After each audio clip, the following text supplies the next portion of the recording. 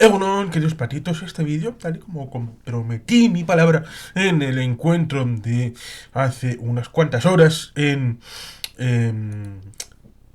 Europa Sostenible, Pinchos and Boat, evento de la asociación de Civis, que agradezco profundamente el que hayan hecho una trilogía el día pasado, en febrero, referido a Urduliz, en una primera tanda. Luego está este evento del 1 de marzo y luego habrá uno el 15 de marzo, lo cual está muy bien con el tema del voto. Pero eso nos obedece para recordar que el segundo humano que solicitó tomar la palabra en las cuestiones de consulta, de preguntas, reflexiones, fue un servidor.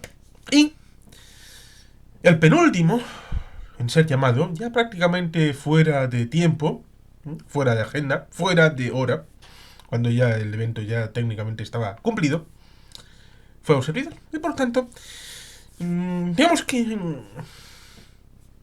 me cabré. Y creo que de manera razonada, porque estuve solicitando el micrófono en más de una ocasión. Y hubo gente que no solamente interrumpió en la respuesta de preguntas que entraron sin ningún tipo de concurso, sino que hablaron sin micrófono. Lo cual, evidentemente, acrecienta el hecho de no tener muchísimas ganas cuando llegó la posibilidad de decir todo lo que uno estaba pensando. Por lo cual, allí mismo, antes de coger la palabra, cosa que me la concedieron el penúltimo, es decir, hubo otra persona que habló después de mí, hice una reflexión acerca de la situación que se había propuesto referido a si Europa era sostenible y que, a mi juicio, había una suerte de formulación autocensurada, es decir, que teníamos una mirada ad intra, es decir, hacia dentro de lo que es la Unión Europea, con el elemento comparativa entre lo que es y el ideal. El ideal que refunde en dogmatismo, en ideología, en elemento identitario. Lo cual la comparativa es entre lo real y lo que creemos que tiene que ser. Como si fuera algo objetivo. Como si fuera objetivo el hecho de llegar ahí, a ese ideal supuesto referido al tema de cambio climático, sostenibilidad, energía, agricultura. Y yo quería poner el foco fuera. ¿Dónde fuera? Pues la mirada acerca de lo que tenemos fuera de la Unión Europea. Y yo, esa reflexión que me hago. Una mirada exterior. ¿Qué está sucediendo fuera? Porque Teresa, una de las responsables históricas de Civis, junto a Sonia, tiene un hijo que está en Guatemala. Y hay una formulación de proyecto que llevan dentro de un vertedero, de una basurería, dentro de un esquema de desperdicios, que ella habla de que es culpa de los Estados Unidos de América. Yo no le arriendo la ganancia, pero introduzco elementos como Venezuela, Cuba, dentro de la ecuación a la hora de la desestabilización de los pueblos de América Central. De esa ideología echaba en faltar el hecho de que podemos tener un jardín precioso, equilibrado medioambientalmente, maravilloso, con una sostenibilidad de la leche, maravillosa, espectacular. Pero convertir, en palabras de el señor Borrell, que no son suyas, él estaba tomándolo de otro pensador, el tema de tener un jardín europeo y fuera un estercolero. Ese es un riesgo. Y riesgo que se materializa en algún que otro elemento. Había dos personas, una Izaskun Bilbao Barrandica, que culmina su tercer periodo como eurodiputada, tercera legislatura, 5 años, cada una 15 años en el ámbito de Bruselas. Lo cual es de agradecer su acendrado patriotismo a la hora de afrontar ese desafío de larga duración debido a que evidentemente las personas se hacen mayores y sus progenitores no han tenido probablemente la cercanía que hubieran ameritado en todos estos años debido a ese compromiso patriótico de Izaskun Bilbao Barrandica, lo cual a ella y a su equipo es de agradecerle ese sacrificio humano, no solamente el trabajo político, sino también el sacrificio de lo personal, de lo particular, familiar, amigos, etcétera.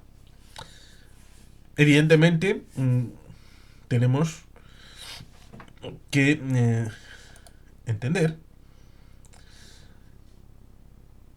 que la otra persona, que surge de una movilización social para recoger plásticos en las playas, está incorporando a una organización que surge de ese punto concupisciente el hecho de transformar una actividad que puede ser temporal, algo estructural, porque hay que solicitar ciertos permisos y esos permisos se hacen a través de una asociación. ¿Qué vamos a decir si tenemos una asociación que se llama Getxoblog desde hace unos 15 años y que en la práctica Getxoblog vive un día al año, que es el día del evento Getxoblog en noviembre, habitualmente en la última época en la avenida Zugazarte, en el centro Bizkaitik, en Bakeeder. Lo cual, evidentemente, extrapolando ese ejemplo a otras organizaciones, otras tratan de hacer un evento mucho más incorporado. Y esta organización se define como ecofeminista, incorporando términos no solamente ecológicos, sino también feministas, en una incorporación ideológica que metaboliza ciertos elementos, lo cual resulta curioso porque en algún que otro comentario he hecho partícipe que cuando eclosionan la nueva ola de los movimientos sociales en el año 1968, nos encontramos unas variantes curiosas de estos movimientos sociales llamados ecologismo, pacifismo, feminismo, en donde hay variantes muy amplias, algunas no reconocidas a pesar de que forman parte de ese arbolado frondoso de posibilidades. Hitler era ecologista, cierto es que era conservacionista y por lo tanto esa rama, quizá minoritaria, ahí no voy a entrar en el debate, del término ecologista, era de mantenimiento del hecho natural en su forma y fondo, un poco como elemento bucólico pastoril de la vertiente del ámbito natural para el otro de las costumbres sociales, tanto como antaño y todo esto, pero no deja de ser el conservacionismo una parte del hecho ecologista. Hay unas mujeres que hablan de que la mujer, y ahora con la fecundación in vitro y todo lo que ha venido después, permite que toda la relación humana existencial de la mujer debe hacerlo dentro del espectro de la mujer. Incluso el elemento reproductivo, incluso el elemento de goce sexual.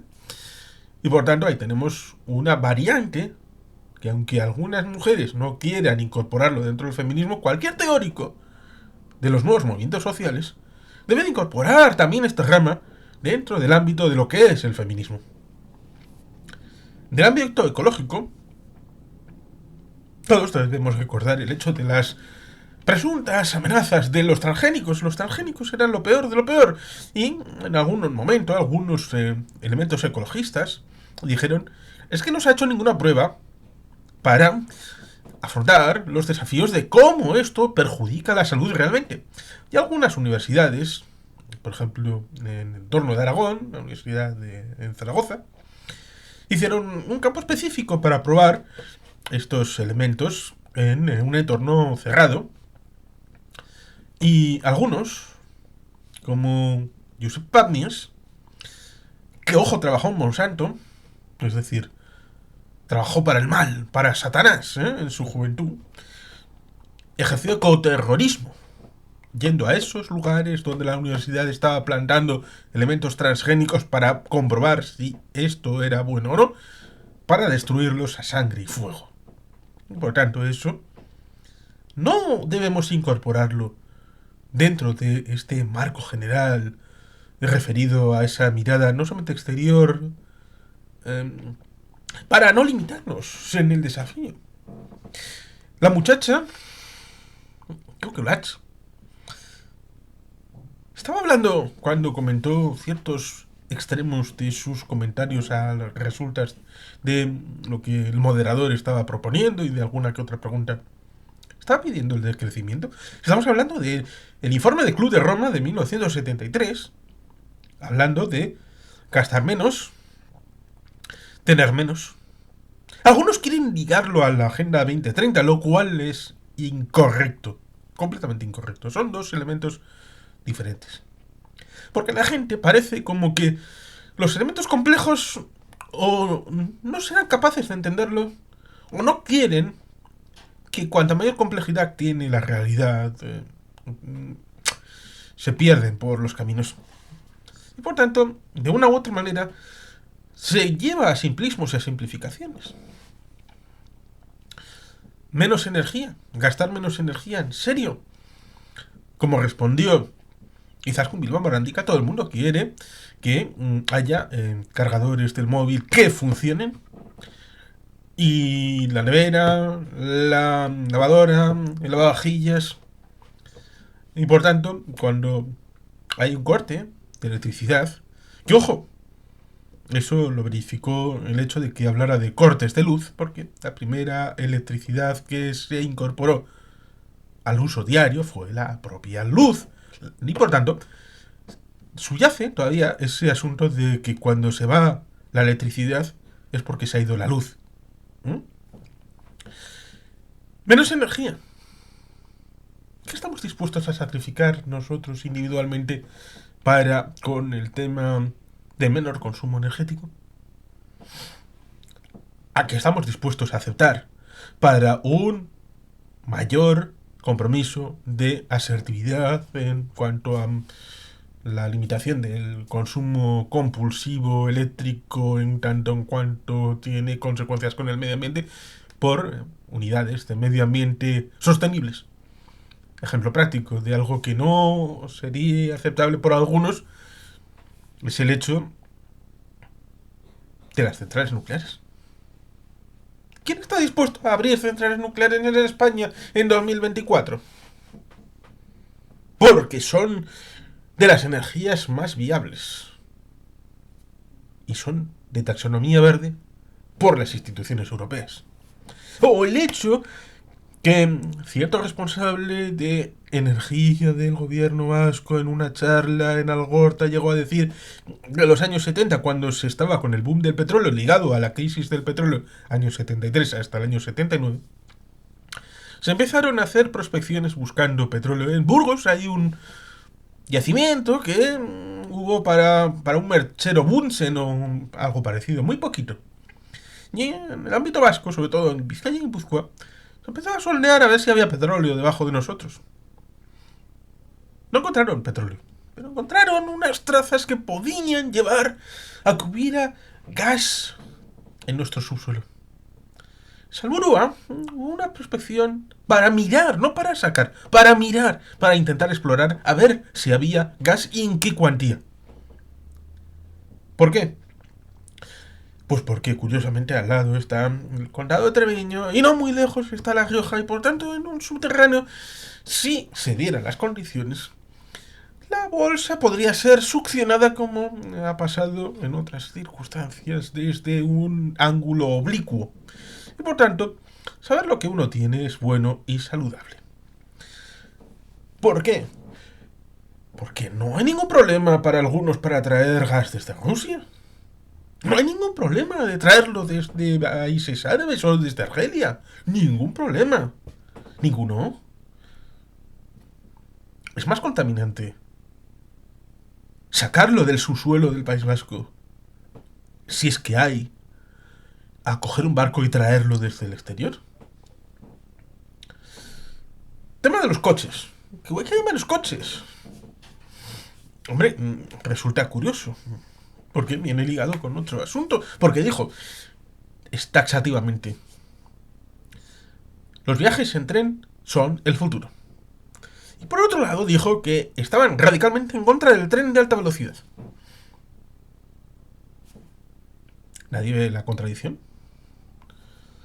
Y es que se dijo explícitamente, como fórmula de pregunta, ¿habría que impedir a la gente que viaje? Y la respuesta, por lo bajini, pero se escuchó, que sí, que habría que impedir a la gente viajar, sobre todo pensando en medios contaminantes, ya sea el tren de alta velocidad, el tema de los aviones y los coches. Y los coches. Lo cual ciertamente resulta curioso porque estarías volviendo a una suerte de feudalismo, pero impuesto. No por las condiciones objetivas referidas al hecho de no tener capacidad de viajar más allá del tema de la seguridad, del tema pecuniario, el tema de atar la persona a la tierra, como había con el tema no solamente del sometimiento a un señor, sino el hecho de la superimportancia del tema agrícola para la creación de riqueza y que evidentemente la agricultura de aquellos tiempos era muy esclava, había que estar de sol a sol y durante los 365 días del año de una u otra tarea ligada al término agrícola. Pero ahora sería forzar las circunstancias en el ámbito administrativo para que la gente no se pueda mover más allá de 30 kilómetros. Y los que puedan moverse más allá de 30 kilómetros serían la aristocracia, con lo cual estaríamos generando una sociedad de castas. Con lo cual no debería llegar muy lejos, a pesar de que estas reflexiones habitualmente se suelen edulcorar, se suelen meter en formulaciones ideológicas que quedan muy bien, muy cookies, pero de fondo hay estos elementos que son muy preocupantes. Industria de importación. Todo esto de traer cosas de fuera es una autocensura, porque hay tierras raras en Galicia. Hay tierras raras en otras partes del Estado español y en Suecia y en Islandia. Hay uranio para extraer en una industria del uranio estatal o regional, en el ámbito de Salamanca, en la región leonesa. Y que podría ser importante para centrales nucleares españolas y europeas. ¿Por qué no se hace? ¿Por qué se permite que haya litio de otras partes del mundo? O incluso el cobalto, el coltan. Hay algunos sitios donde tiene mayor proporción que otras, pero en algunos sitios no se ha investigado si hay o no hay, porque como no se va a extraer, pues mejor no saber, y aquí paz y después gloria. ¿Por qué demonios no se permite la exploración y extracción de estos minerales cuando se importan de otros países? Y eso le da, por ejemplo, el monopolio a China respecto a los minerales raros. Y eso cuando llega el tema geopolítico es una palanca extraordinaria que se le da a un régimen como el chino. Lo cual es alucinante. Es increíble. Eso sí, lo mismo que en los años 80 algunos movimientos pacifistas estaban infiltrados y pagados por el Kremlin, ahora nos encontramos con que algunos movimientos ecologistas están infiltrados y pagados por Pekín, que se ve directamente beneficiado de la incapacidad de Occidente para asumir el reto de poner minería. Eso sí, a un coste mayor. Pero la gente parece que quiere comprar camisetas a 2 euros y luego se escuda, como se escudó Lach, en el hecho de los sueldos son bajos, yo no tengo culpa, yo compro en Primark. Por ejemplo, tenemos aquí una cuestión colgada de un Nicky jersey. Y esto es de Kiabi, otra de estas circunstancias. Nos encontramos aquí que pone Kiabi Europe, Francia, y Kiabi Internacional y todo esto, Stock Central en Bélgica y también Kiabi España. Pero esto ¿dónde se ha hecho? Fabriqué a Bangladesh. Made in Bangladesh, fabricado en Bangladesh. Es decir, que alguien esclavo ha hecho esa prenda en Bangladesh. Barato, sí, puede ser. En Kiabi estaba a 18 euros. En el Corte Inglés estaba a 25 euros. ¿Cuál es el coste si la fabricación fuera íntegra en el Estado español? Es una pregunta que resultaría curiosa ser respondida. Pero eso, el falso ecologismo, que no quieren minería, no quieren ningún tipo de industria contaminante, por mínima que sea, un microgramo de contaminación es algo horrible en Europa. Ah, pero se puede contaminar en el resto del mundo. Y ahí, oídos sordos, ciegos, no hay, pasa nada. Ningún problema. Como dije también, a Greta Thunberg se la ha visto en Ottawa, Washington, Bruselas, Londres. No hay ningún problema en criticar en Occidente. Pero los plásticos, en buena medida, resolverían esa crítica concienciando a los ciudadanos de Bangkok, Hanoi, Manila, Yakarta, Pekín, países asiáticos que contaminan los mares y de ahí, con el flujo acuático global, llevan esos plásticos a todo el mundo. ¿Por qué Greta Thunberg no está delante de la plaza más importante de Hanoi, Yakarta, Manila, Pekín? La respuesta debería de ser evidente. Porque en unos sitios uno se puede protestar libremente y en otros se arriesga el pellejo. Y es como en los años 70, protestar en Gdansk, antes de la creación de Solidaridad, era un riesgo, aun para reivindicar hechos laborales. Cosa que en la cuenca del Nalón no le era tanto. Y quien me diga que era exactamente lo mismo es que no está comparando lo mismo en términos de equidad. Pero es que también se hablaba del cambio climático. Y el cambio climático se veía como algo perjudicial, satánico, que iba a acabar con el mundo, que era el apocalipsis, el Armagedón. Es cierto que tiene sus complicaciones y como respondió Izaskun Bilbao Barandica, lo peor que puede pasar, el peor escenario al que nos podemos abocar, es aquel que no hagamos nada por el cambio climático, pero alguien dice que en la actual situación sería la sexta extinción masiva, es decir, sin la implicación del ser humano habría habido 5 extinciones masivas de seres vivos en el planeta Tierra. Cambios climáticos ha habido, incluso con el ser humano, con mínimos de Maurer, con la pequeña edad de hielo, en la época de la Edad Media. Estos elementos, por arriba y por abajo, se han dado. La cuestión era hasta qué punto el cambio climático ha sido incidido con el elemento antropogénico para su agudización. Ese sería el debate. Porque cambio climático, naturalmente, lo hay. Y dentro de ese ámbito del cambio climático habrá ganadores y habrá perdedores. Pero no podemos poner el foco única exclusivamente en el hecho de que vaya a haber perdedores del cambio climático. Va a haber ganadores del cambio climático. Por ejemplo, Canadá y Rusia, con nuevas tierras cultivables en zonas que actualmente son permafrost o congeladas. Y por tanto, ese beneficio debe de ponerse encima de la mesa de que el cambio climático es cambio y también oportunidad. Por tanto, no podemos hablar solamente de catastrofismo y tampoco en términos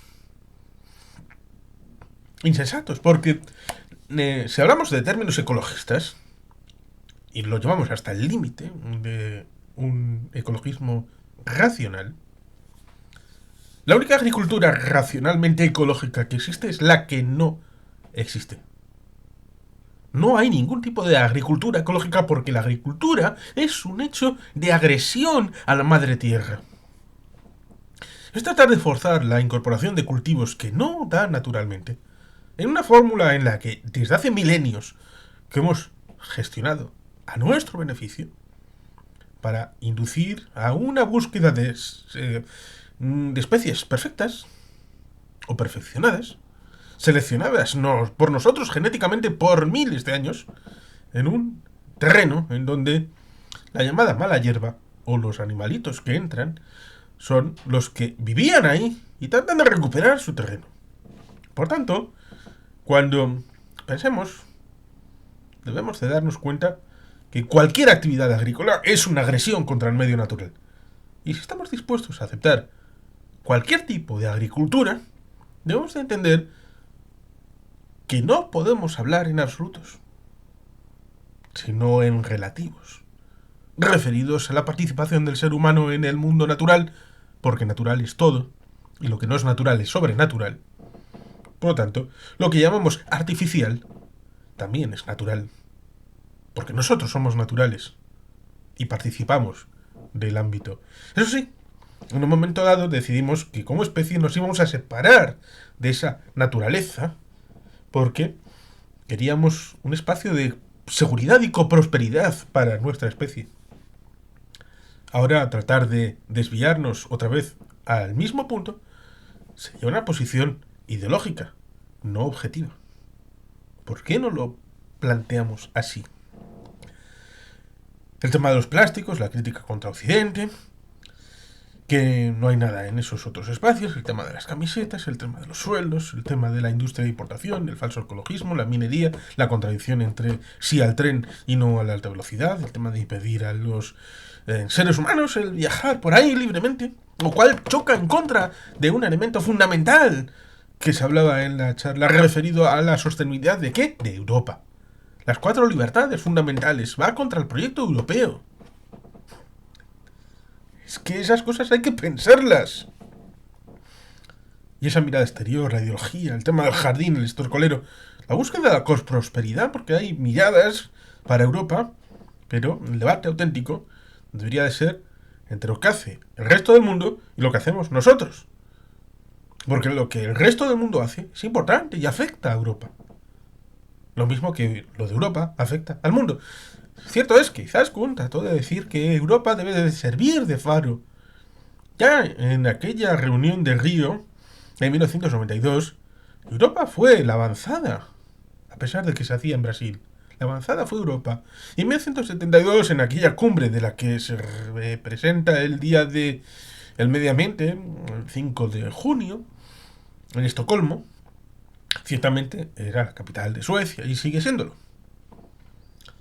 Pero eso no es óbice para decir, Europa puede liderar muchas cosas, pero el resto del mundo, si no está a la misma onda, ¿hasta qué punto el esfuerzo puede llegar a ser baldío? ¿A partir de qué punto seguir profundizando más allá no puede tener problemas e incidencias con los agricultores, con los pescadores, con los representantes de ciertas industrias como la automovilística? Por poner el elemento prístino de lo que debe de ser sin tener conexión con la realidad, de lo que es cada sector en el mundo diario, sino poner en cuestión en qué nivel estamos, a ver, el ideal, la ideología, el dogmatismo, a ver qué me dice a dónde tenemos que ir. Ya bueno, pero pisa tierra en lo que es ahora Europa y lo que el resto del mundo ofrece, para poder evaluar esa complejidad no binaria, porque por lo menos hay 3 escenarios como mínimo que evaluar a la hora de las políticas públicas. Ya que estamos, es legítimo forzar para que no exista una variante, una posibilidad a evaluar en ciertas direcciones, para tener que evitar esos problemas de conciencia individual, imponer límites, coagular situaciones desde la administración para que la ciudadanía impida ir en determinadas líneas. Vamos a ir a esas censuras o peor, a esas prohibiciones desde el ámbito institucional. Por ejemplo, la gente que tira colillas. Deben de ser 5 trillones de colillas tiradas. Vamos a hacer algo coercitivo desde la administración para impedir que la gente tire colillas. Es un asunto peligroso, ¿eh? Porque se sabe por dónde se entra. Pero luego salir, eso puede resultar muy gravoso, porque depende hasta qué límites estés dispuestos a traspasar. Con lo cual, esto de la conciencia individual como un elemento necesario, pero costoso. Y antes de entrar en ese asunto, que sea la responsabilidad de la administración, porque como es lo de todos, lo de todos. Pero ¿hasta qué punto? ¿Hasta qué límites? ¿Cuánto poder vamos a dar a la administración para forzar que haya una conciencia determinada, individual? Bueno, pues esto es lo que yo quería plantear. Y como tal, lo planteo aquí. Que para eso está este canal también, ¿no?